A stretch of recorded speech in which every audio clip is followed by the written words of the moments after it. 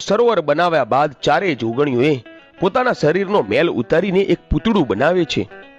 પૂતળું બનાવ્યા બાદ ચારેય જોગણીઓ ભગવાન શંકર પાસે જાય છે અને ભગવાન શંકરને કહે છે, હે ભોળાનાથ, અમે આ પૂતળું બનાવ્યું છે, એમાં તમે પ્રાણ પૂરો.